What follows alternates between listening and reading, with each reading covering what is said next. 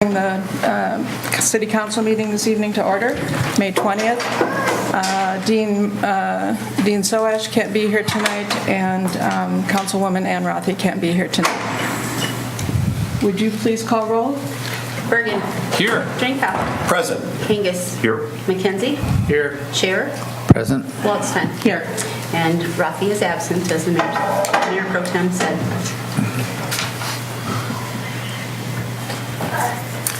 I would entertain a motion to approve the agenda of, thank you, April 22nd. Yeah, May. looking for the date. I will move approval of the agenda as presented. Second. Motion is second. Any discussion of the minutes? Of the agenda, I'm sorry. I'm already off to a bad start. Okay, let's back up. Approval of the agenda, okay, of May 20th. And is that what you were moving and seconding? Okay. Any discussion of the agenda? Okay, all in favor of the agenda say aye. Aye. Opposed? Motion carries. Now we're going on to the minutes of April 22nd. I'd entertain a motion to approve those, please. I'll move approval of the April 22, 2019 study session meeting minutes. Second. Any discussion of those minutes? Any corrections? All in favor of approving the April 22nd minutes, please say aye. Aye. Opposed? Motion carries. This is the time, date, and place for a public hearing on the fiscal year 2019 budget amendment. Carla, are there any written or oral comments before I open the public hearing? There are none, Your Honor. All right, with that, I will open the public hearing for any public comments on the budget amendment for 2019.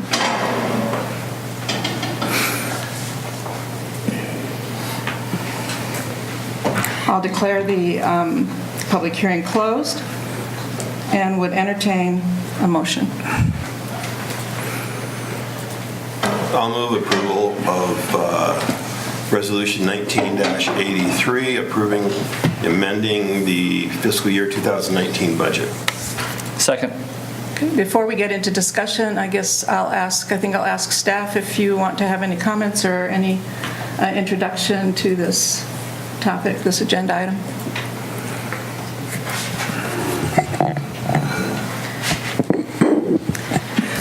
The budget needs to be amended if any of the 9 function areas may go over. There is a possibility that it might. Several of the items are things that were maybe budgeted in fiscal year 18, but it didn't get paid until fiscal year 19, or the project, whatever was working on, did not happen until the next fiscal year. There's several items that were approved during the fiscal year for other items that came up through the year. If there's any other questions, I'd be more than happy to answer. I'll just add to that, ma'am. When you look at the amendment as a whole, one of the key items that you can see would be like our ambulance purchase. While we set aside funds for 4 or 5 years to purchase it, when we make the actual purchase, that's the amendment that has to occur. So that's $200,000 in itself. And as Jennifer said, there's a lot of construction projects that do not stop June 30th, so we have to count for them the next fiscal year. So we do one large amendment every May, because after the end of May, you really can't do them anymore according to code. Some cities, counties do them multiple times during the year. We just choose to do it one time, so it is a much larger one than you would see otherwise. But we try to focus mainly on general fund, the impact overall to the tax base, because a lot of these funds are not taxed, they're not taxable. And so if you break that out, it's really a much, much smaller figure we're talking about getting into our reserves a little bit for versus what the totals would look like otherwise. Thank you. Any more discussion or questions from council regarding this resolution for the budget amendment?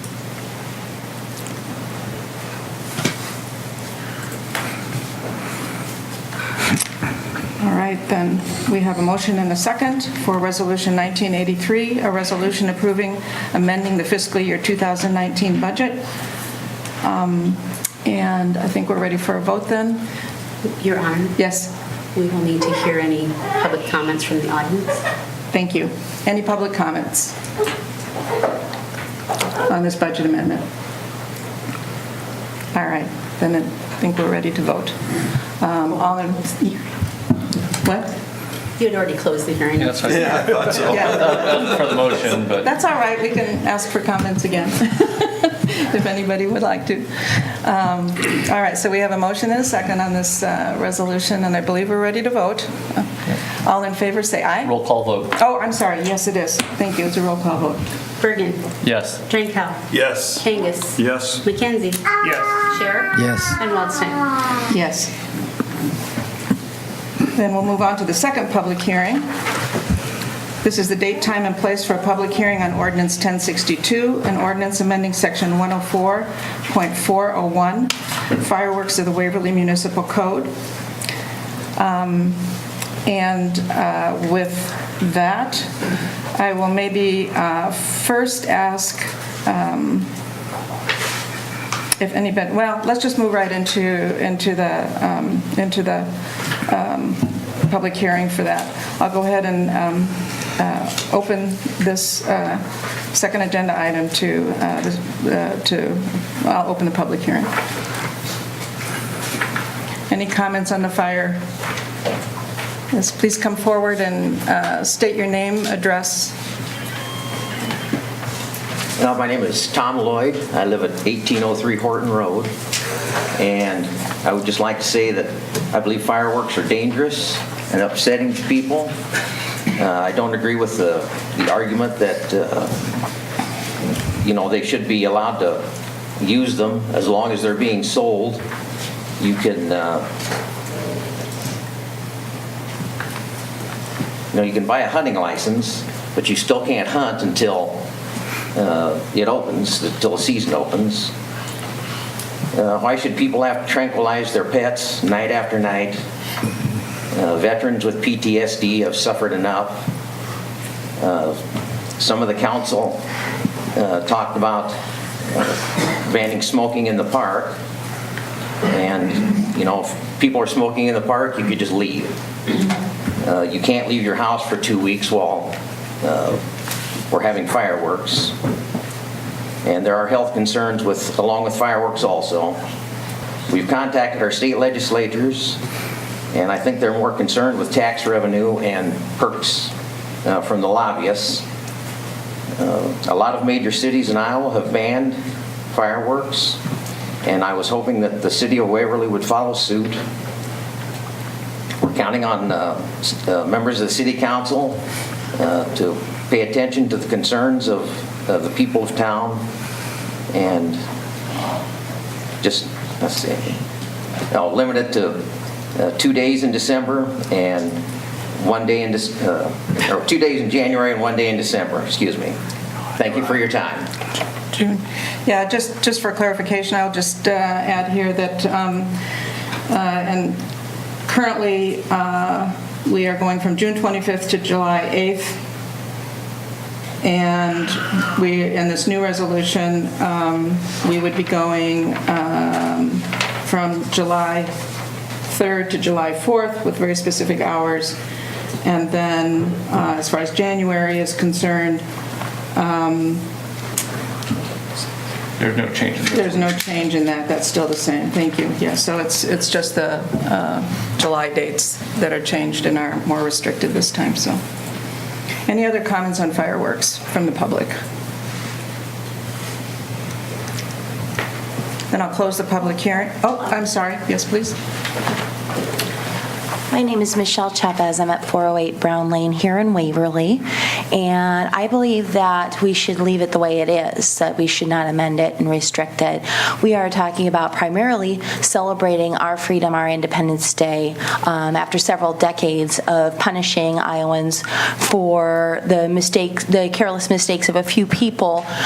We finally have that right back to be able to celebrate with fireworks, and we have recreational fires throughout the city, and there's smoke that comes from those, and nobody complains about that, even though we have people with emphysema, COPD, et cetera, and we're not restricting that to very, very strict hours or very, very strict days out of the year. But yet, we can't even, you want to restrict further than what the state has already given us to celebrate Independence Day.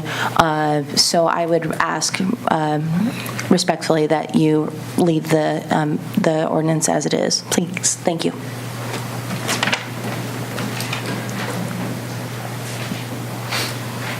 Any other comments from the public on this topic? If there aren't any, I'll close the public hearing and entertain a motion. Also, Oh, I have to read it again, don't I? Yep, thank you. Writ for public? What's that? Did you ask for writ? Are there any written or, yes, are there any written or oral comments? there are none, Your Honor. Okay, thanks. All right. Okay, so now we're ready to, have a motion in a second. I will move approval of the third and final reading of Ordinance 1062, an ordinance amending Section 104.4.01, fireworks of the Waverly Municipal Code. Second.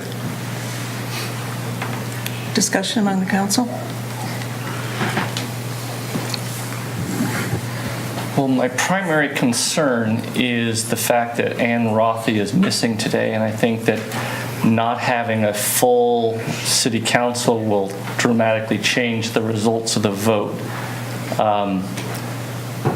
I was hoping to suggest that we postpone the vote until our following meeting, but I'm not sure we'll have a full city council at that meeting either. I'm a little concerned about the outcome of this vote being dependent on who's present at the city council meeting. So, I mean, that's my biggest concern at this point. On the other hand, I don't know that we can keep postponing the vote until everyone's here. I mean, people have individual schedules. I know I missed the previous meeting. That's just a concern that I'm expressing, but I don't have a solution in mind. Any other discussion of this topic? Just kind of summarize my comments from before. I understand why this is coming back up again. I'm just hesitant that we're going to achieve the goal of why it's coming back up.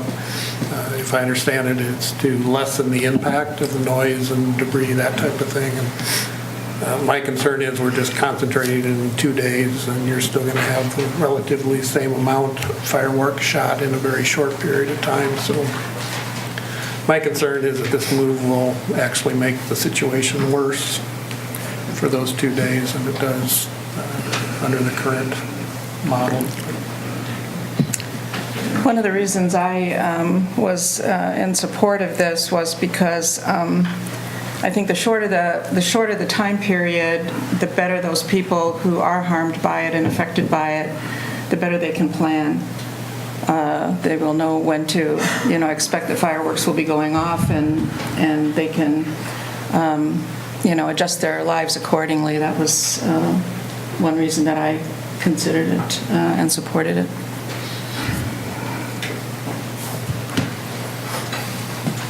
Any other discussion? Well, I mean, and kind of to reiterate my comments, I feel like it's too early to make a change. I think we need to, let this go another year and see how well the current law works. I'm happy to revisit this again next year after we've kind of had a chance to let people adjust to our current windows and see, what the impact is. But at this point, I just think it's too early to be making a change to the law.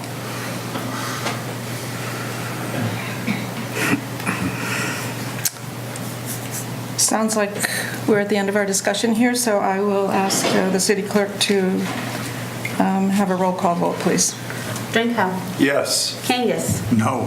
McKenzie. No. Scherer. Yes. Waldstein. Yes. Bergen. No. So that is 3-3, it means that the motion fails. One absent.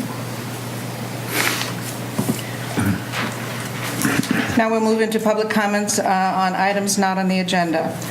Because it looks like we have a pretty full house here, and I'm assuming that has something to do with this part of our agenda, I'm going to, and because we have a lot of other business that is on the agenda, I'm going to limit these public comments to 20 minutes in total, and I'd ask each of you who come up to please limit your comments to no more than 5 minutes, and try not to repeat what somebody else has said so that we can really hear all of your opinions on this in that 20-minute period.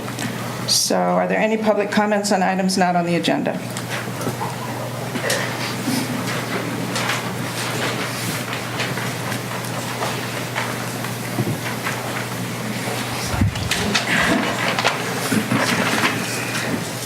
Hello, my name is Jonah Nelson. And my name is Grace Hine. We are from the WSR Middle School, and we wanted to inform you about our walk to water.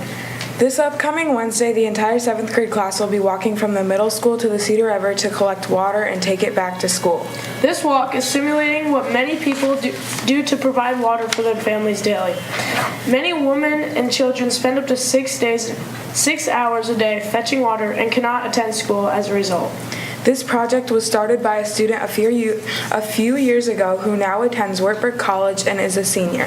Wartburg College has raised $150,000 for wells. This has culminated into a competition between Decorah Middle School with Luther College and WSR Middle School with Wartburg College in an effort to build more wells across Africa to supply clean, safe, localized water to people in need. We would like to invite you all to join us on our walk starting approximately at 8:30 at the middle school on Wednesday, May 22nd. One well costs $5,000, and our goal this year is to raise enough money to build one well. You can donate at watertothrive.org and searching Waverly Shell Rock Middle School online, or give cash donations on the day of the walk. Thank you for your time. We hope to see you at the walk. Thank you very much.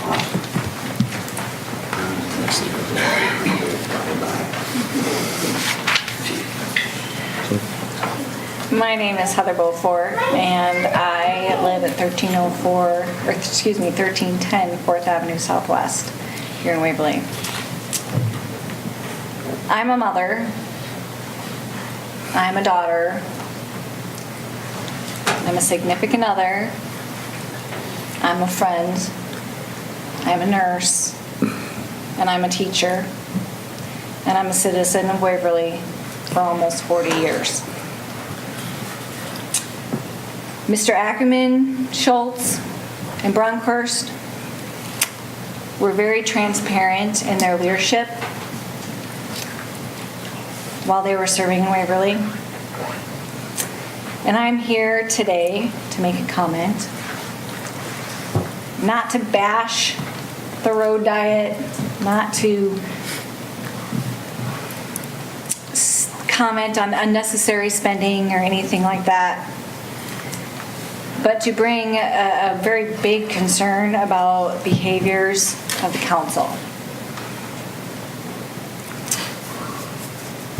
I have witnessed on various media or the radio or whatnot a lot of name calling of citizens or groups of people, disrespecting citizens, dismissing concerns of the citizens, lack of care in what citizens are expressing by the council, and most of all, lack of transparency and leadership. Transparency in leadership is very important today. I'm not sure if you guys recognize that or not, but today it's very important. That's not, I don't witness that. As a professional and as a citizen personally, I'm not witnessing that in the city council today. that we have today. Many people no longer trust the city council.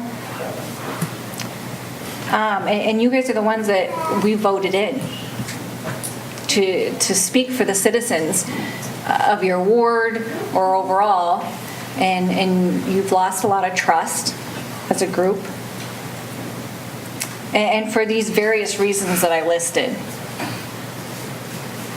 And that's truly sad today.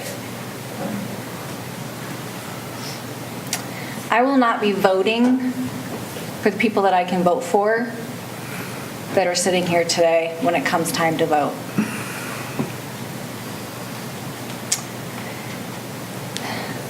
But the city council really simply, I feel like you don't care anyway. That's what's sad. That's the problem that I see. Again, I'm a mother, I'm a daughter, I'm a significant other, I'm a friend, and I am a citizen. And I deserve to be heard. I deserve to be acknowledged. And most of all, I deserve to be respected from each and every one of you. Thank you. Thank you for your comments.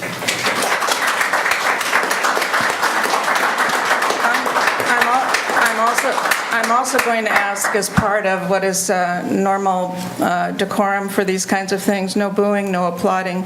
Everyone has to feel like they can get up and say what they want to say. It is very common practice during public hearings, for public comments during items not on the agenda or at other times, to listen respectfully to everyone without indication for or against. If you would like to say something, please come up.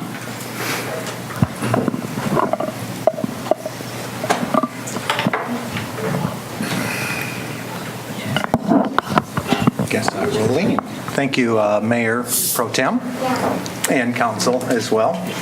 Matthew Schneider, Ward 5. I'm going to do a public speaking no-no, and that's, thank you.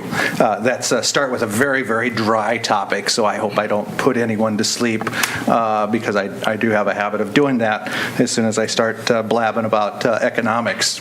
But that's what I'm here to talk about. And I guess first of all, I really do appreciate Council's discussion on tax increment financing that's been taking place. And for the public, I encourage everyone to go back and watch the April 22nd Council meeting. And there was some other discussion, I know, on that topic as well. This policy is one area of economic policy that if we mess up can have a profound impact on the general fund and the broader health of our local economy. So I hope this council and future council will dig deep into this policy, and so that we have a policy that reflects a better understanding of the economic consequences of that. And that's really what I'm here to talk about tonight, is economic consequences. Gary Gallus, a professor of economics at Pepperdine University, he's joined us in the discussion on Vision Zero and complete streets failures that are happening across the country. Professor Gallus commented on the decreases in level of service that he's seeing with road diets like we have on Bremer Avenue, saying that it's crucial because vehicles trapped in gridlock cannot clear the way for emergency calls. And we have plenty of documented evidence of emergency services being slowed and even stuck in gridlock, like we had a fire call on Friday, and they're sitting there, blue lights flashing at standstill on Bremer Avenue. That's unacceptable. And though the Cedar River Parkway will alleviate the congestion, it will not eliminate the slowdowns for emergency responders. So I find it really offensive that the Iowa Department of Transportation is spending $50,000 to study the impacts of emergency response time. It's very clear and very obvious. We've got lots of data for them. With Keep the U.S. Moving, we are talking and gathering a team of professionals to help us in this fight, and it's everyone from engineers to traffic engineers to CPAs, city planners, emergency response professionals, and economists. And we're doing that so we can get answers, and we will be taking those answers at some point to the Secretary of Transportation, Elaine Chao. Because of what we're seeing and what others are seeing is a broader negative impact on the U.S. economy with lane reductions. One of the most heartbreaking tragedies of these complete streets fiascos is the economic chaos that it creates. And I've been trying to warn about this for months. And when I say economic chaos, I don't just mean business, but though there is that. Economics is really the study of human behavior. And though we have hard evidence of traffic diversion, longer response times, less economic activity, and slowed commutes, there is damage done that we can't quantify, but I'm pushing for case studies to get some insight on. For example, I believe lane reductions can have a negative impact on crime rates. As we've been watching this, now I'm going to give you an exaggerated example, but this is the example that caught my eye, was in Santa Monica. We have rape up 80%. We have burglary up 62%. Larceny, I think, is up 75%. Those are year-over-year numbers. Looked at another community, saw similar things. Now there's homelessness, there's drugs, and there's a whole host of issues that these communities are going through. But we see a pattern, and it's when we remove the homelessness and all of that, we believe that there is an element of crime when you have a drastic lane reduction. So and of course one would question, well, why would that be? And if you take a real life example, let's say you have an abusive alcoholic who's caught in congestion, are they less or more likely to go home and be abusive after 15 minutes of gridlock? So I think those are very important questions to ask, and we have a lot of questions to ask. But specifically on Waverly, I do have some very specific questions that may or may not be related to complete streets and to streetscapes. But why does it appear that there are reimbursements from the DOT into the city's 312 Bremer Avenue reconstruction account? Why are there notations in the 312 account that say DOT reimbursement streetscapes upon completion? Completion of what? The mayor said it cannot be changed back for 18 months to 2 years. Why? Perhaps there's a good explanation for all of that. Why on tonight's budget amendment is there money going from the 312 account into the account 359, which is a leisure services account? In an audit of the city's financials, the auditor made a finding of material weakness, noting material amounts of receivable and capital assets are not included in the city's financials. We would like a breakdown of what those findings are and what those exact amounts are, and I hope the council has those or will get those and will understand and explain all of that. And these are questions that I've already posed to staff, council, and or the mayor, and all questions that have either went unanswered or answered incompletely. So I'm giving this council a chance to get answers to these questions and most importantly explain what in the world the DOT has done here. And failure to do so in a timely manner, and this will be elevated to the governor's office and to the state for a further review.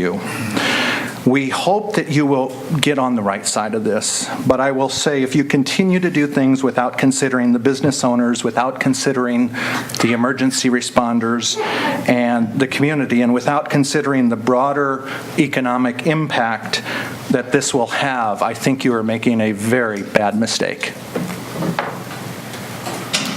Thank you, Matt. I'm Steve Bummelthai. I've been a business owner in Waverly for 25 years, my wife and I. And what I would like to say is I'm really proud of Waverly, and the city of Waverly is a role model, okay? You guys have done a lot of things right. I think we didn't do something right here. And I was okay with the 3-lane because we have struggled through 2 years of construction, and I can show you our books, and I talked to a lot of other business owners. It was devastating the 2 years we went through what we went through. Now I want to tell you that what the store owners are hearing from people on the street that coming into stores, they're saying, I try to avoid Waverly's downtown as much as I can. I don't come downtown during traffic high times. That's not a good thing for the merchants of Waverly to hear. And I think the Chamber's done a great job to bring new businesses in the last few years, and you know who the new businesses are. But they need your support, and this thing we didn't work. So it takes a real man or a real woman to stand up and say, yeah, I think we blew it. Let's put it back because it wasn't broke before. So I'm just pleading with you. We know that the new bridge is going to be, we're going to have a new bridge in a couple of years. You're going to shut down Main Street again. We Downtown merchants, I don't think, are jealous of the growth that's going in the south part of Waverly. I love it. And what's happening downtown, we're getting new stores in. People are actually coming here as a destination to shop. But when they come into your store and says, we try to avoid Main Street now, that's not a good feeling. And as far as safety, my own experience is going through town. I've had people pass me all the time in the parking lane. The jam up in front of Fairways is disgusting all the time. And a lot of times when you're trying to go across Main Street, the cars are in the intersection during red lights because they're going ahead and all of a sudden they can't go nowhere and you can't even go across Main Street. I've also had people go by me in the turning lane, passing me and not turning.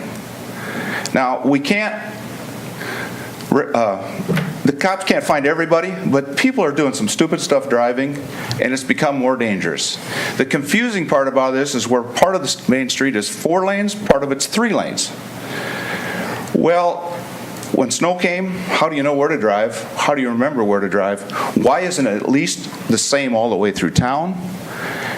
And when you start talking about if we are going to have bike lanes, it's unsafe to have a kid driving in a lane he thinks is a bike lane and the next block doesn't have nothing. So I think the common sense in me says, I was just happy to have a street back because our business needed a lift, but now that the people have gone through this for 6 months and said it's not getting any better, hopefully we design roads for peak times of traffic rather than the slack times. It's great at like 10 in the morning. But everybody knows what's happening at 8 o'clock in the morning and 3:30 in the afternoon. So in case anybody on the council lives or works possibly in, let's say, Wartburg, and you live in Ridgewood, and you get everything on Amazon, I guess you haven't experienced it. But everybody else that has to cross town to get to work, to get to their jobs, you have to allow more time to get there. And you're never sure if you're on time or not. But the real deal here is, guys, safety is crazy. I drove through town the other day with a tractor, and it's the first, I want to thank you for this. I drove through town with a tractor. It's the first time I've ever gone through town that cars didn't honk at me or care that I took 2 lanes because I didn't slow them down. They slowed me down. I'll bet you I spent 15 minutes from that end of town to get through town with a tractor at 4:30. So thank you for doing that for us, because I didn't get honked at. But my tractor doesn't have a horn. I was going to honk at the cars once. But anyway, thanks for your time. Thank you for your comments. Thanks, Steve. Michelle Chavez again, 408 Brown Lane. Was talking to my youngest daughter today. She's a freshman at the high school here. She volunteers at Embassy Vineyard once a month for the mobile food pantry. I asked her, how did she feel about the 3-lane? And she says, it's terrifying. She has to cross it every month to go to that, and to go and leave. And she said she felt safer when it was 4 lanes on Bremer Avenue. Also, I think recently the high school students and their families made it quite obvious at our most recent concert that this 3-lane doesn't work. It's a big joke. I mean, it's terrible. Everybody knows that it's going to take them longer to get somewhere, and they may not make it on time. I recently, just at 6 o'clock this evening, I stopped out over at the corner of First Street, just a block from here, and Bremer Avenue, and I stood there through 6 green lights. I stood on the corner and watched, and I kept time for these 6 green lights. Out of those 6 green lights, there was over 55 vehicles that went through, just going one direction. And out of those, there was an additional 4 cars that were in the left turn lane at any point in time during that period that I was out there. So we've got this dedicated turn lane, and that out of 6 green lights, there was only 4 cars, and there was over 55 going straight through or turning right. The average was about 2 seconds per car to get through the light once it turned green.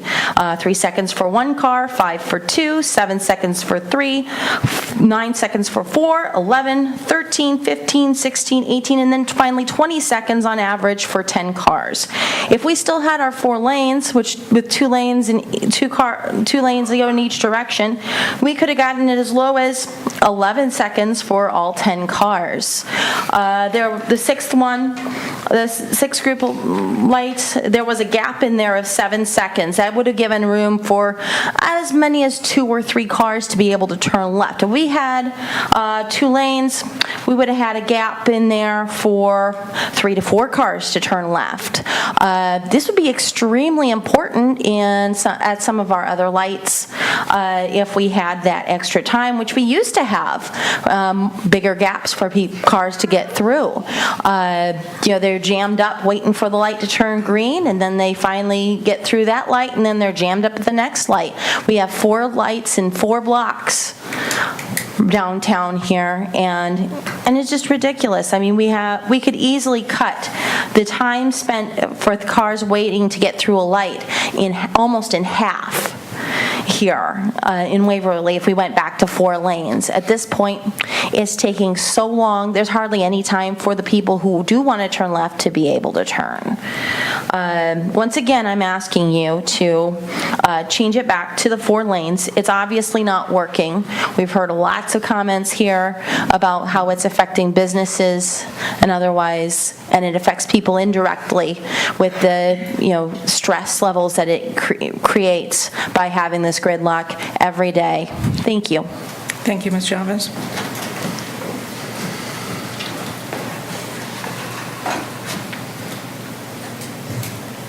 Any other comments from the public for items that are not on the agenda?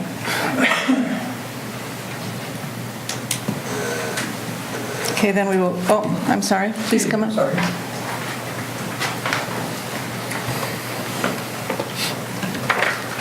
My name is Gary Stafford. A lot of people know me as Reggie, nickname. I've lived here my whole life, which is going on 73 years. I'm sorry that we had to go back about 65 years, because most of you people were not around at that time, and you have no idea that we had a 2-lane highway with diagonal parking, which I can still remember my dad was not happy. You get halfway, you have to get almost out in the street before you can see anything coming, okay? To get back to my situation, I turned onto Main Street one night behind a semi, 25 miles an hour, all the way down to First Street West. I understand the speed limit changes from 35 to 25 between 4th and 5th, but I can't pass, isn't that right, sir? Come on, give me more than a smile. But I, like some of the other people, I've seen so many things going on, I was going across the bridge one night, headed west. A car in front of me pulled out, was going to go down the turn lane. They stopped all of a sudden. I wondered why. Well, I found out because there was another car coming from the west in the turn lane across the bridge. When they went across the other bridge, car went too. So it's just, it's so hard to get on unless you're at a stoplight. You can't get on. I don't care whether you're going east or west. I usually get on at 9th Street, and I just can't get on sometimes. Unless I want to pull out there, and I don't want to have this gentleman over here come to tell me, hey, I'm going to give you a ticket for pulling out and hitting somebody, But like I say, I've lived here my whole life. Why we went back 60, 65 years, I don't know. I wished we would change it and go back to the normal highway. Thank you. Thank you for your comments.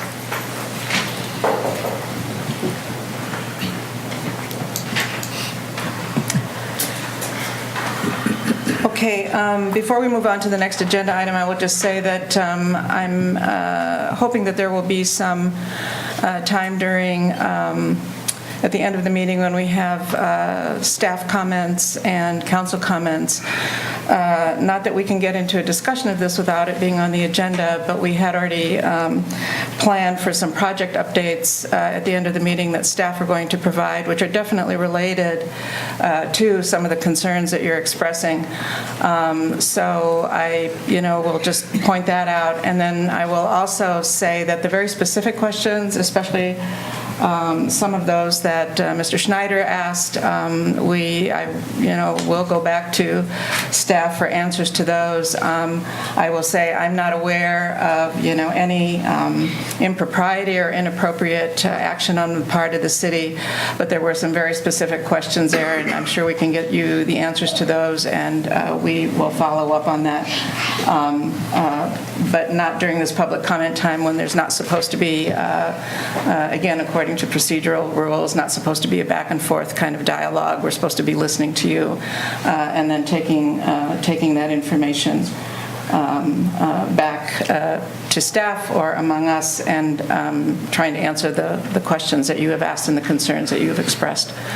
So with that, I will move on to the agenda, the next agenda item, which is the consent calendar. The following items will be acted upon by voice vote on a single motion without separate discussion unless someone from the council or the public requests that a specific item be considered separately.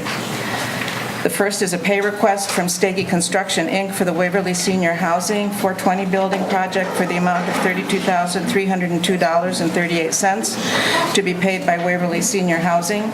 A pay request from AHTS Architects for the Waverly Senior Housing 420 building project for the amount of $3,020.70 to be paid by Waverly Senior Housing. Pay request from Snyder and Associates, Inc. for the 4th Street Southwest reconstruction 2020 for the amount of $18,004.73. A Class C liquor license for Waverly Bowl Inn. A Class C liquor license for GT Miller Time. A Class B beer permit for Pizza Hut number 4348. A Class E liquor license for Casey's General Store number 1649. Cash disbursements for April 2019. Unless council wants to pull any of these items out, and I don't see that anyone does, the consent, I would entertain a motion for the consent calendar. I'll move approval of the consent calendar. Second. Thank you. All in favor say yes to the consent calendar. Yes. Yes. Opposed? Motion carries. Moving on to regular business.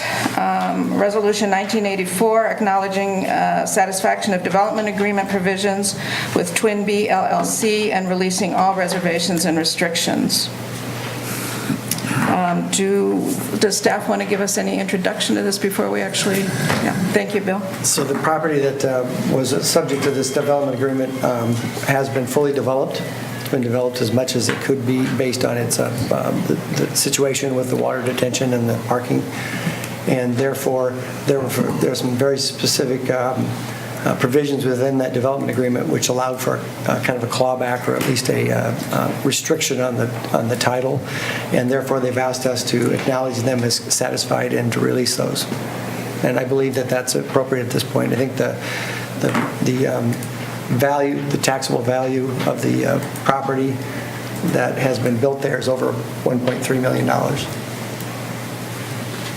Again, this is the property that's on the southeast corner of 4th and 10th Avenue, kind of kitty corner from the new Casey. Yes, that's the property, right, next to McDonald's and Miller True Valley.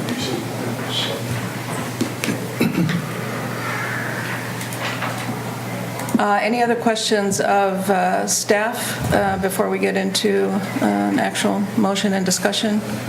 Just for the facts. Okay, if not, I'll entertain a motion, please. I will move approval of Resolution 19-84, acknowledging satisfaction of development agreement provisions with Twin B LLC and releasing all reservations and restrictions under said agreement. Second. Any discussion?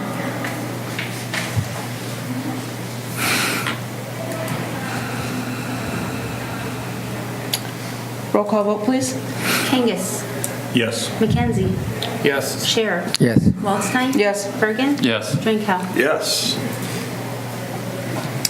Motion carries. We've approved Resolution 1984. Moving on to Resolution 1985, approving the purchase of 12 Dell Optiplex Micro PCs with 22-inch monitors from Bergen KDV of Waterloo, Iowa, for the council chambers. Entertain a motion. I'll move approval, Resolution 19-85, approving the purchase of 12 Dell Optiplex Micro PCs with 22-inch monitors from Bergen KDV of Waterloo, Iowa, for the council chambers for the amount of $15,048. Second? Is there? Second. Okay, thank you. Any discussion? I'd certainly like the larger monitor that I had last time around, so fully support this. Any other discussion or comments? This is a different Bergen than what's sitting here.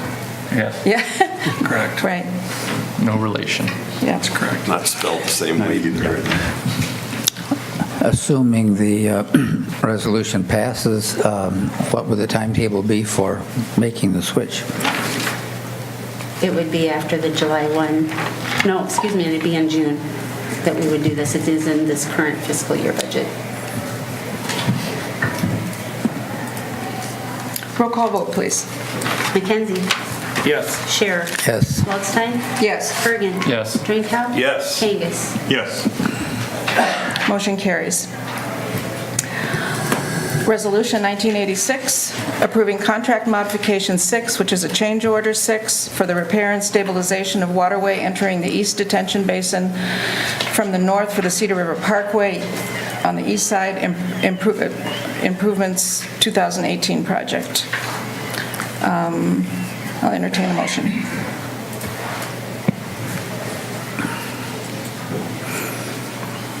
I move approval of Resolution 19-86, approving contract modification 6, change order 6 for the repair and stabilization of waterway entering the east detention basin from the north for the Cedar River Parkway East improvements 2018 project for the additional cost of $15,248.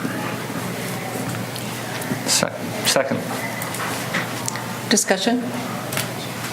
What are they proposing to do here, Mike? It looks like there's a lot of mud and sand and things are being washed in the retention basin.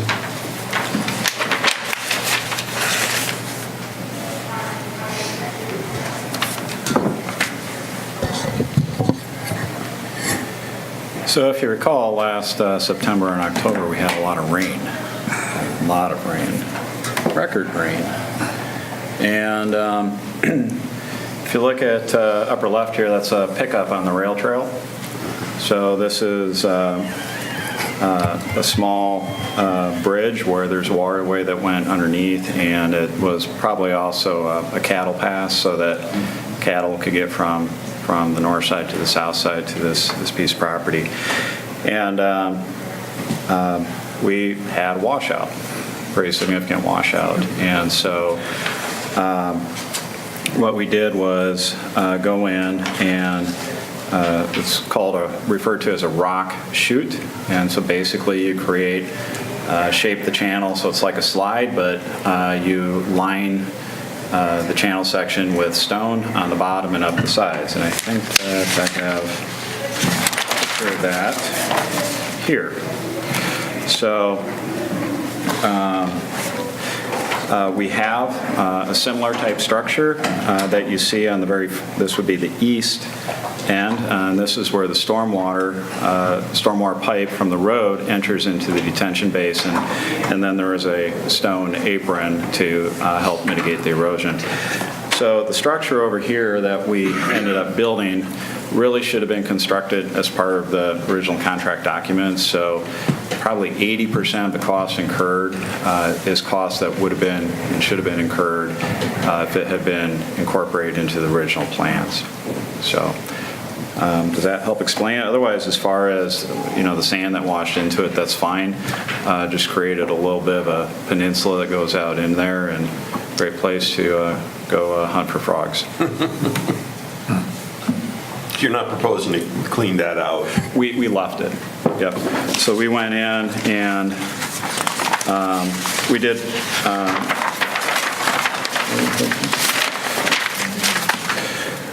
so you can see it did kind of make a pretty good scour, but a lot of what we ended up doing is we did pull some of it back up. Otherwise, we basically shaped the washout so that we could then line the sides and bottom with stone. So if you're out on the rail trail, keep your eyes open, you'll see where this is at. Any other questions or comments? So this change has already been done.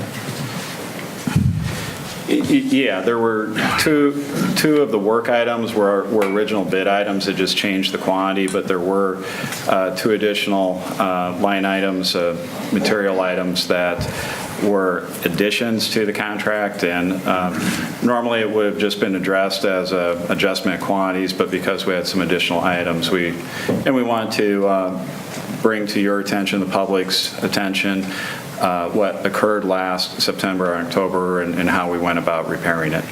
And I think normally, don't you bring change orders before us typically anyway, or not? Yeah, it seems like it. If it changes the scope, or if it's something like this that was unanticipated or pretty significant. Otherwise, if they're, at the end of the project, we always kind of reconcile the final bid quantities with the as-built quantities, and so that way our accountants really like that, because then when they go through, they take the original contract amount and then they add, subtract all the change orders, and everything matches up with the final payments.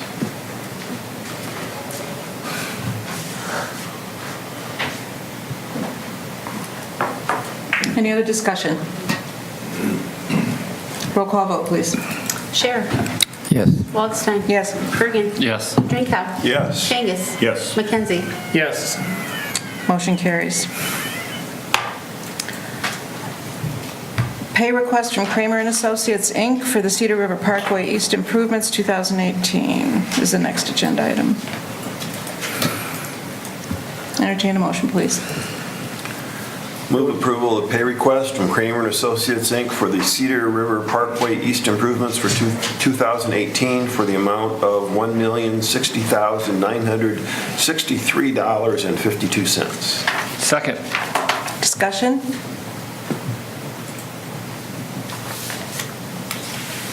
This, I believe, is a voice vote. All in favor? Roll call vote. No, No, it's not a resolution. no, it's a vote. It's a voice vote. Okay. Yeah. The screen here says a roll call, but it should just be a voice vote. Yeah, because it's not a resolution Okay. or a code or an ordinance. Okay, so are we ready to vote on this? Voice vote? All in favor say aye. Aye. Opposed? Motion carries.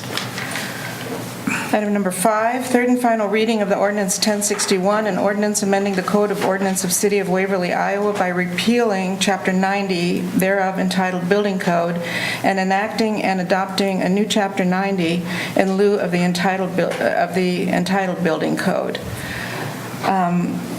Bill, I was wondering if you could just give us an update. I think you were going to look into a couple of things from the last time we discussed this. If you could just give us an update on that before we move ahead with it. I did have a conversation with the Attorney General's office about their position on what we had discussed in the prior meeting.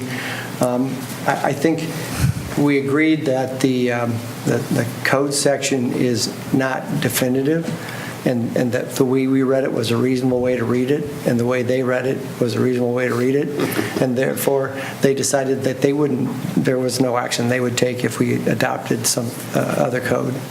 And I believe that they accepted our opinion that it was really applying to those that are under 15,000 that don't have to comply with that particular code sections. And have we received the letter to which the gentleman was referring who was here at our last meeting? Have we received any letter like that? I don't know that we got any letter from we haven't received that yet. And I know they talked about that perhaps we would receive one, because they were going to send them out to every community, not limiting it to those over 15,000. Okay. So they were going to send it out to every community to remind them that weren't under the other code. Okay. Go ahead, introduce yourself and comment. I've not received any comments or any letter. Okay.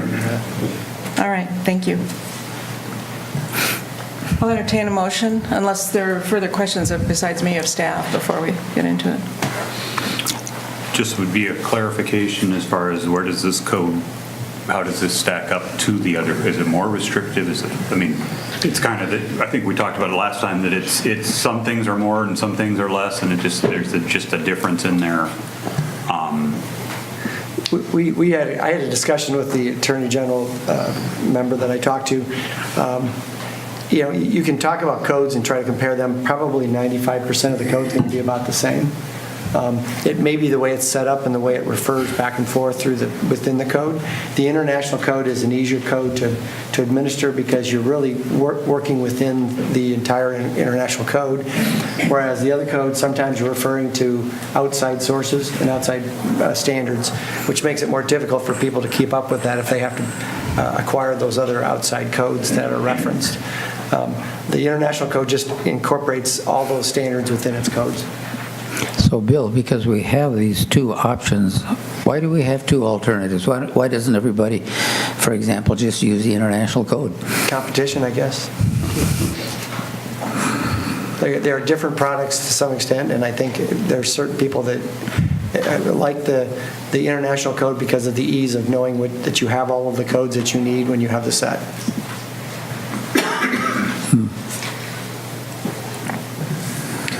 I'd entertain a motion. I'll move approval of the third and final reading of Ordinance 1061 as read by the Mayor Pro Tem. Second. I didn't want to cut off discussion, but we can have more now if there are further questions or discussion. Okay, roll call vote, please. Waldstein. Yes. Bergen. Yes. Drinkow. Yes. Kangas. Yes. McKenzie. Yes. Scherer. Yes. Motion carries. Item number 6, Resolution 1987, a resolution approving the building, electrical, plumbing, and mechanical fee schedule with the adoption of the new building code. Is there a motion? Would move approval of Resolution 1987, approving the building, electrical, plumbing, and mechanical fee schedule as stated in the new building code. Second. Discussion? I think the last time we were looking at like a 5% increase, and we haven't had an increase since the last adoption, so. Correct. And these are fees that go to the county. Actually, they're key fees that go between. Or they split? Right. Okay. Further discussion? Roll call vote, please. Bergen. Yes. Drinkow. Yes. Kangas. Yes. McKenzie. Yes. Scherer. Yes. Waldstein. Yes. Item number 7, Resolution 1989, a resolution approving an engagement agreement between the City of Waverly and Ehlers & Cooney PC in its capacity as disclosure counsel in connection with the issuance of $3,700,000 general obligation bond series 2019. Motion, please. I move approval of Resolution 19-87 as read by the Mayor Pro Tem. 89. 89. Oh, did I get the wrong? Oh, 89. I don't have my glasses on. I apologize. Is there a second? I will second. Discussion? We are only issuing 3.5 million. 3.7 was the not to exceed we had our hearing on, so that's why the disclosure agreement is also listed as that, but it's only 3.5. Great, thank you for that. This is standard. We'll see these through every professional service we have to do anymore. It outlines what they will do, outlines what we will do, and there's no discrepancy at the end instead of having a problem and pointing fingers later, so. And that's a good clarification. Thank you for that. I think if I remember correctly, the engagement agreement is a flat fee, right? It's part of their overall fees for doing the bond counsel work and disclosure work, yes, ma'am. Okay. Any further discussion? Roll call vote, please. Drinkow. Yes. Kangas. Yes. McKenzie. Yes. Scherer. Yes. Waldstein. Yes. And Bergen. Yes.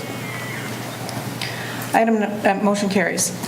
Item number 8, Resolution 1988, a resolution directing the advertisement for sale of $3,500,000, and the dollar amount is subject to change, general obligation bond series 2019, and approving electronic bidding procedures and official statement.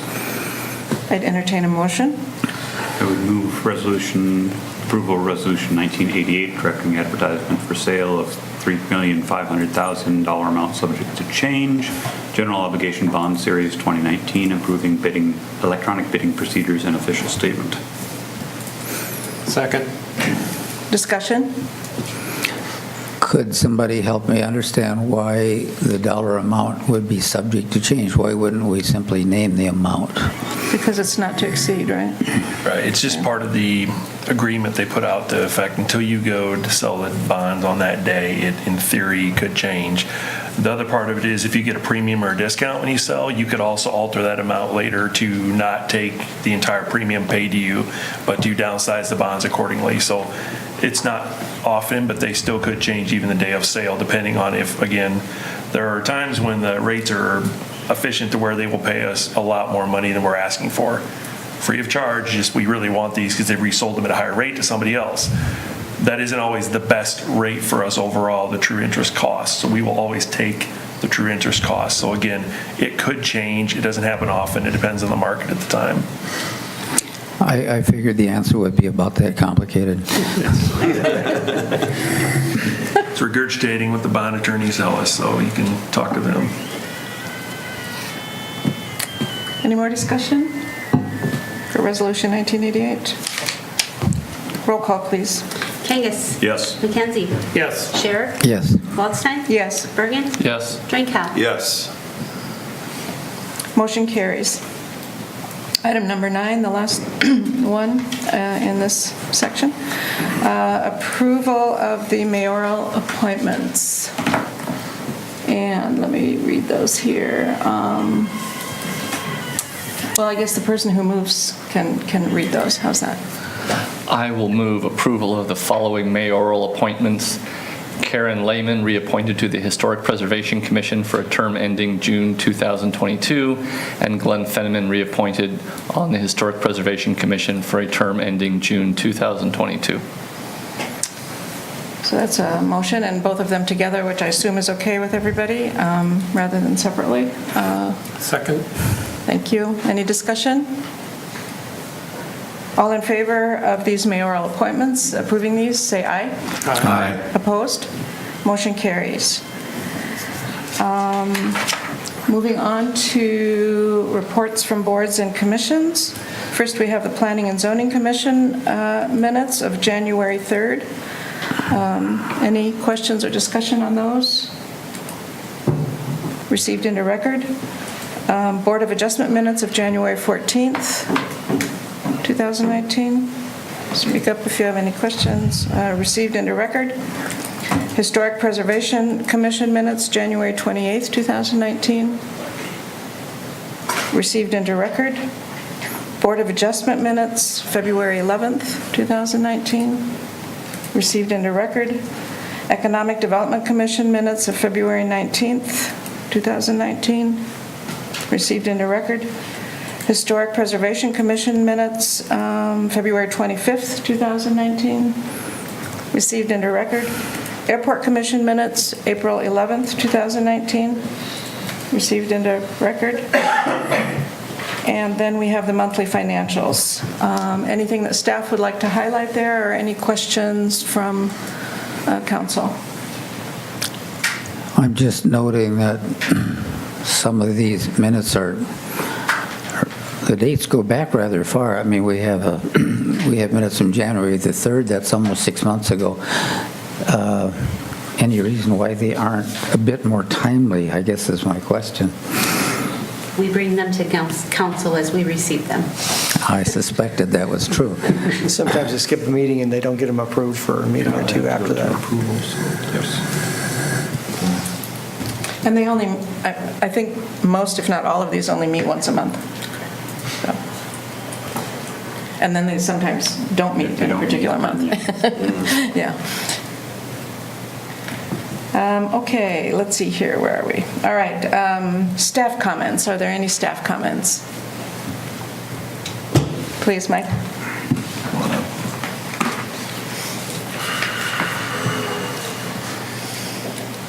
Well, I'm not sure if there's anyone left from the discussion earlier. Maybe they all ran home to watch it on cable TV or on the internet. But I think something that's become apparent over the past several months is that there's a lot of maybe misinformation or incomplete information floating around in the public.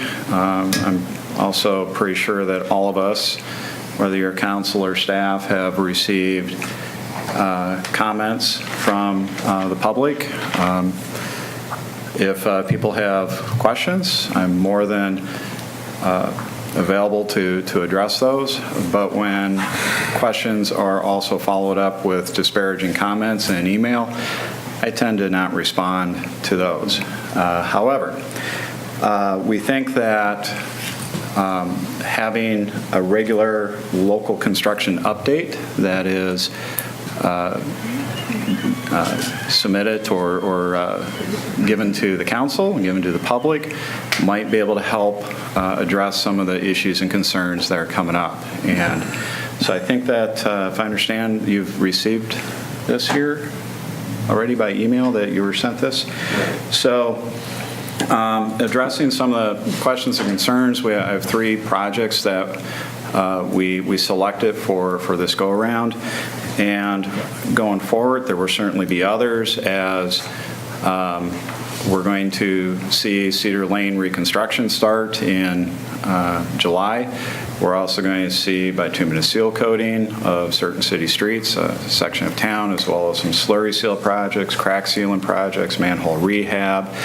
So there's still going to be a lot of activity going on in the community throughout the summer. And I think that we can amp up our outreach to the public at large. We tend to do special notifications to those neighborhoods that are most directly impacted, but it seems like the community at large also needs something to address questions or concerns that are coming up. So starting out with the Highway 3 reconstruction, one of the things that we've heard from numerous people is, why is the Iowa DOT reconstructing some of the brand new pedestrian ramps? Great question. And the reason why is that not all of the ped ramps were in full compliance with the federal accessibility guidelines. And the issue is related to, I'm going to go zoom clear in down here. This is right out of the federal manual. Is in the downtown area, when we have concrete sidewalks butting up against the building and extending all the way to the curb, that the way that the federal accessibility guidelines look at this is that when you create these ped ramps, if you're able to approach the ramp from the side, you have to have a sloped sidewalk section. Okay, you don't want a curb section. If you get over in a grass, where you have grass boulevard, then your ped ramps can have basically a curve on the edges of those ramps. But when you have the ability to approach them from the side, they have to have a flatter slope. Now, there are exceptions to this. For instance, if there is a fire hydrant or a street light or a traffic signal or a sign, it impedes the pedestrian's ability to readily approach the ramp from the side. Additionally, if there is a storm intake in this location right here, that again may impede the ability to have a sloped curb section and have a gently sloping pedestrian ramp from the side. So the DOT was brought to their attention. They then went back and reviewed it and said, yep, there are some ramps that can be approached from the side. Let's go back, address the issue now, make sure it's done correctly. So that's as far as I'm going to go for speaking in regards to in general, I know what the issue is, but as far as the DOT deciding which ones need to be replaced, they made the decision. City staff didn't have any input on that. Additionally, to my knowledge, we're not paying for any of this, okay? If it wasn't done correctly the first time, why would we pay for the incorrect and then pay again for the correct? So if to my knowledge, we are not paying for any of this, okay? We paid for it the first time. We are not paying for the correction of the mistake. So this is not on us. Timeline. To the best of my knowledge, what I've been told is they've got, depending on the weather, about 7 to 10 days to finish up the concrete work. Then they have to go in and get the brick reinstalled in those locations where they took it out. There are also expansion joints that need to be sealed, and then they have to come in and paint the curb. So we still have a few more weeks of this work that's going to be done. Additionally, I know that there's been some comments and concerns about the dimensions on the parking stalls, and I believe that they're going to come back, remeasure them, and if necessary, they're going to repaint those as well. We refer to parking stalls that are in the middle of the block versus the ones that are on the end of the block. The ones in the middle are supposed to be at least 22 feet in length, and the ones on the end can be a couple feet shorter because you have the ability to approach from the end without having to, squeeze in between two cars. So, any questions on Bremer Avenue? Maybe to tie it to the Adams Parkway, at the time we set the construction schedule to that, we were not aware that they were going to add this congestion to the detour that was necessary for that project. Is that a correct statement? So, getting into scheduling projects, we have control over how we schedule projects locally. If we know about DOT projects, we will do the best that we can to adjust and so that our schedules don't overlap and conflict. Okay, so as far as the Cedar River Parkway, we were on a timeline that was somewhat predetermined by going back and renewing the local option sales tax, because without renewing the local option sales tax, there was going to be no financing for a project. So our Cedar River Parkway project, if you look at the timeline, we had to first renew and approve the local option sales tax. That provided the financial mechanism in order to proceed forward with the project. At that point, we were able to develop the project. We would not have been able to advance it because the funds simply would not have been there to do that. To shorten that, yes, Dan, we did not know that they were going to be coming in when we scheduled the Adams Parkway work. We had a time frame to get that done so that we could then do Cedar Lane afterwards. So when you back into that, we had it set before we knew they were coming in to tear up the corners. We knew at some point in time it would happen. We just didn't know it would coincide with our project we'd already set in the future. I guess, again, I asked that question because of some of the social media comments that have been brought to my attention, where why would the city schedule to shut down a major arterial knowing that the DOT was coming back in and adding congestion? And I'm sorry, I may be getting confused. Were you talking about the Cedar River Parkway or the Adams Parkway Bridge? Adams Parkway Bridge. Okay, the bridge. Yes. Okay. Got too many parkways. Okay. So I addressed an issue with the Cedar River Parkway. I guess one question is why didn't we accelerate that so that would have been available as a detour before the DOT tore up Bremer Avenue? So that addresses that timeline. As far as the Adams Parkway Bridge, we did adjust the schedule. We adjusted the schedule on the bridge and we adjusted the schedule on the reconstruction of Cedar Lane because we knew the DOT Bremer Avenue work was a 2-year project. So we did adjust those schedules as a workaround. Now, but not in reaction to, but not taking the ped ramps into consideration. No. Right. No. Because you didn't know about those. Okay. at that time. This kind of segues into the Ems Parkway Bridge work, and there's, I guess, the question that we're hearing on this one is, this all would have been a whole lot simpler if the city would have kept it open to one lane of traffic. The DOT does that in other projects. They put up traffic lights and they keep one lane of traffic open. Okay. We had a very extensive discussion on the constructability as well as the options and impacts on the public. And bridge repair work is extremely labor intensive. The majority of it is labor. There is not a whole lot of materials involved in this, but there's a lot of labor. And what I want to help illustrate here with this photo of the bridge deck repair work, there are patches and repairs that span the full width of the bridge. Okay, so if you want to try to keep it open to one lane of traffic, you're going to install a barrier rail right down the middle to protect the workers, and you're going to have to offset that so that they can go past the center line in order to do the repairs on one side of the bridge. Then they're going to have to set up their paving operation. They're going to have to pave it, and then they're going to have to switch everything over to the other side and do that side.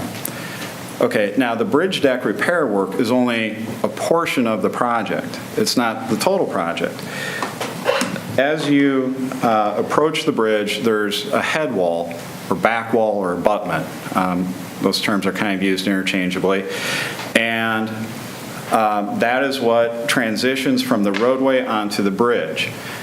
That back wall, they're going to excavate down 3 feet and rebuild the top 2 feet of that back wall all the way across the bridge.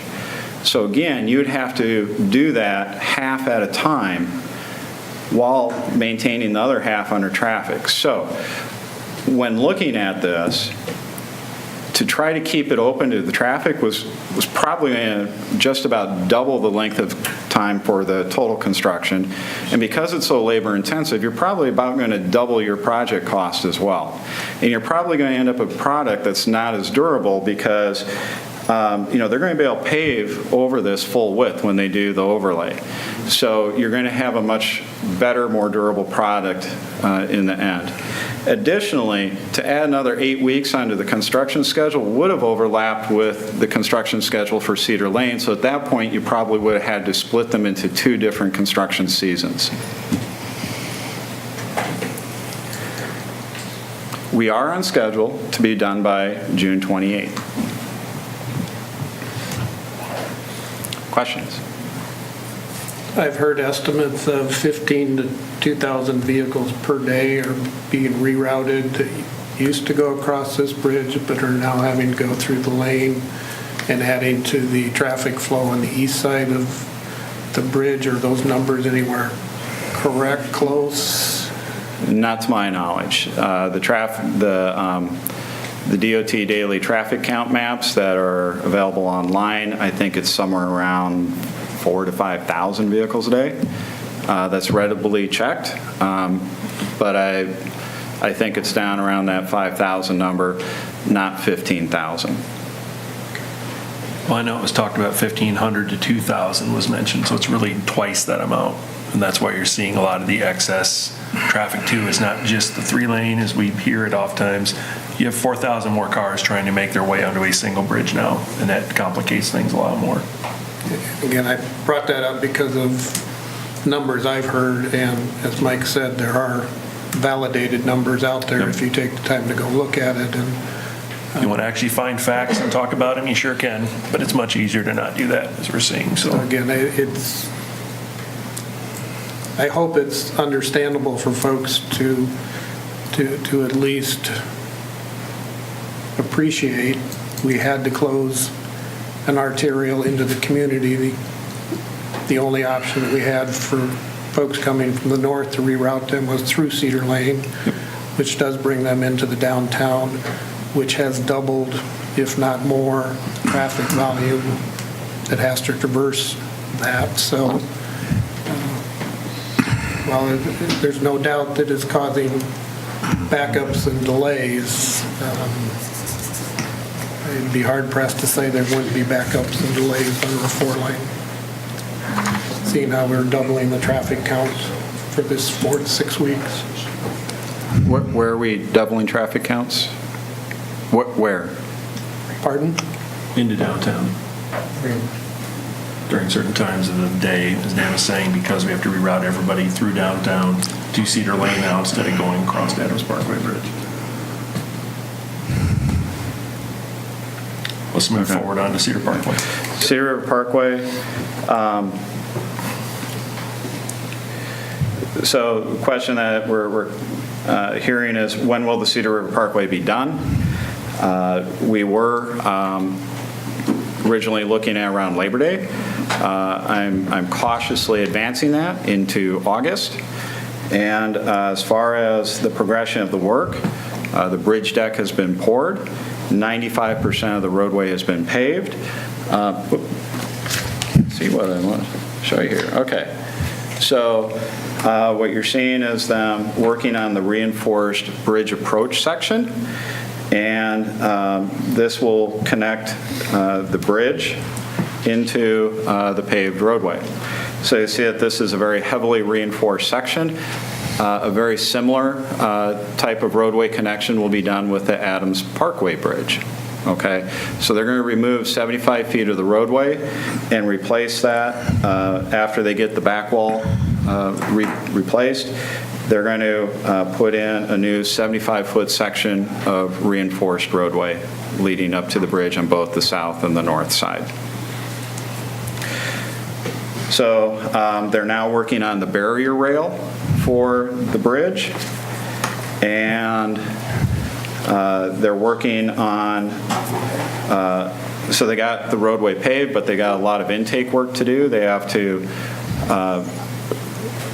they have to have the intake tops custom made.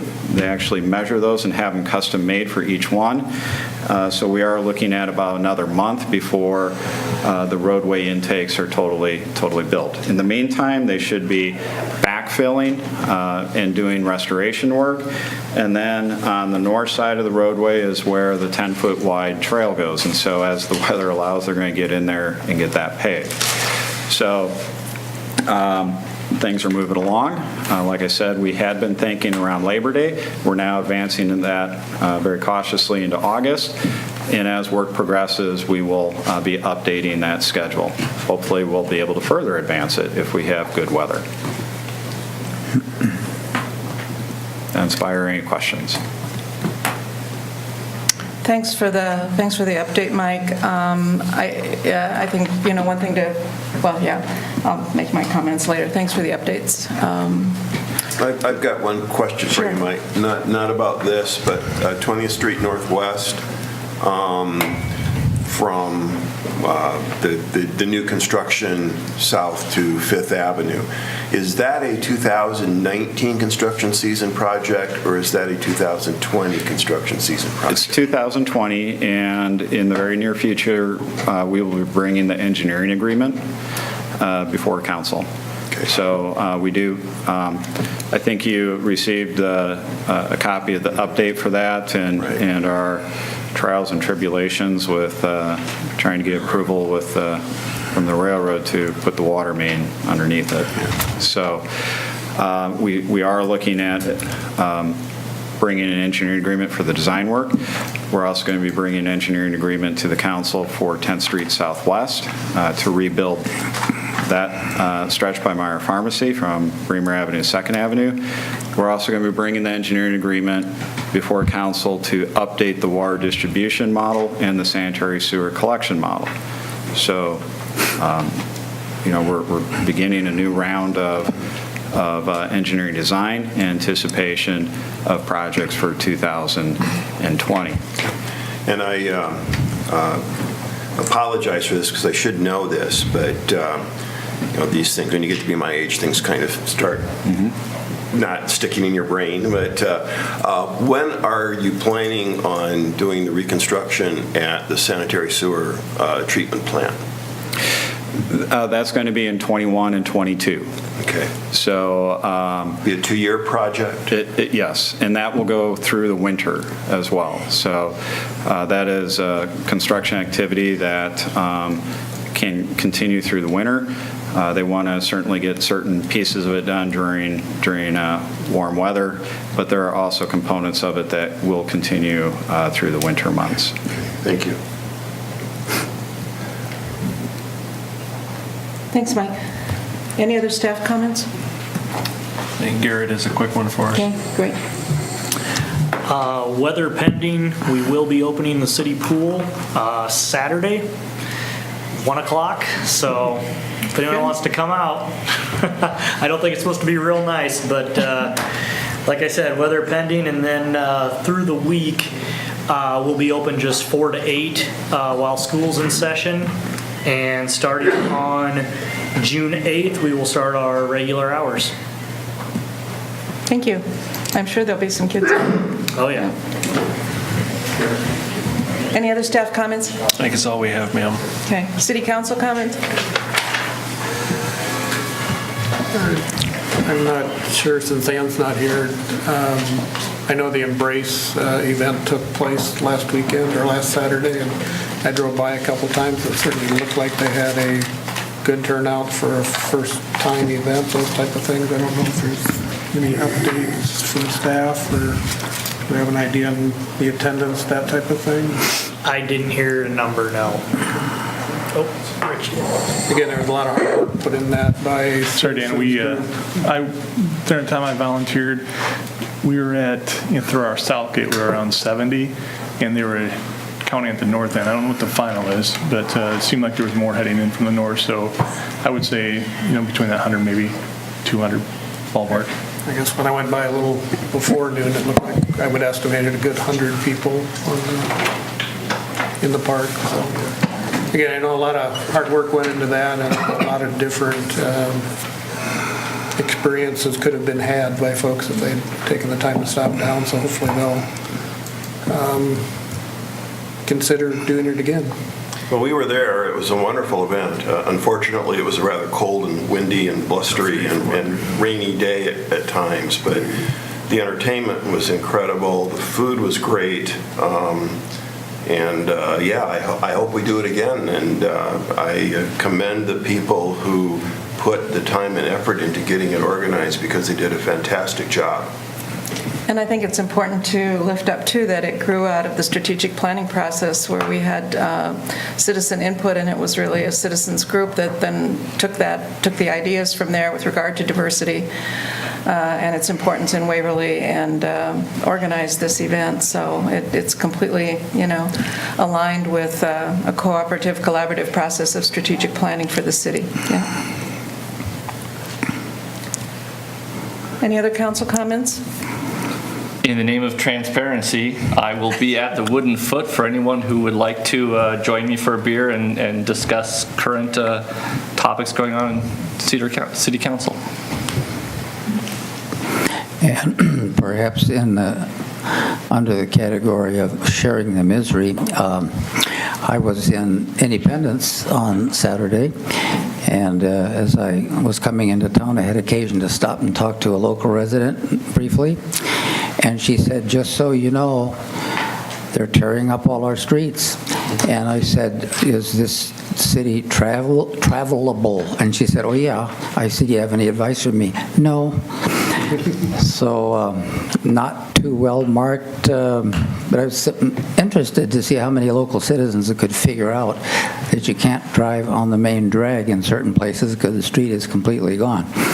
So they're having fun just like we are, maybe more. Any other council comments? I'd just like to say a couple of things. First, I want to thank all the people who came out to make their public comments. Most of them aren't here anymore, but I think some of you still are. Yep. And in particular, I want to thank the middle school announcement that came first as a public comment. So I hope everyone pays attention to that and supports their project. I do want to answer one question that I can do relatively briefly that came up, because I think it's good to get factual information out there as much as possible. Our rules of procedure for council do not allow us to place something back on the agenda after it has already been acted upon for 1 year, for at least 1 year, unless it is brought back onto the agenda by one of the council members, at least one of the council members who voted in favor of the decision. So while everybody is demanding change immediately, there's just a procedural governance that we have to follow that makes that not possible to do it tomorrow. And then I also want to say that, the city has committed to a traffic study. I think I can speak for the council to say that we are committed to seeing that through. We are listening at the same time to everything that everyone is saying and the input that we're getting. But we also believe that it is important to have folks who are experts in transportation conduct a traffic study, and that won't happen for, I forget what the date is. It's the spring of next year. Spring of next year. We are, we'll treat that very objectively and fairly, review it, continue to listen to what citizens have to say. And so I would just ask for your patience, ask for everyone's patience as we work through this. I, for one, acknowledge that there are some issues at certain times of the day, relatively short times. In my opinion, everyone has a different view of that. But I think the construction update, I hope, made clear that we have, the pedestrian ramps, which are going to be completed in 2 weeks, roughly, hopefully, the Adams Parkway Bridge, end of June, so another month, in a month. And then the Cedar River Parkway in another 2 months by the end of August, and each one of those will alleviate some of the issues that we're seeing on Bramer Avenue. So I just ask for patience. I think we have a forward-looking city in many ways, our citizens first and foremost, our staff at the city, and a council that is making the best decisions they can, given that we have and are fortunate enough to have so many big projects going on, moving this city forward. So I just wanted to make those comments, and I guess I'll leave it at that.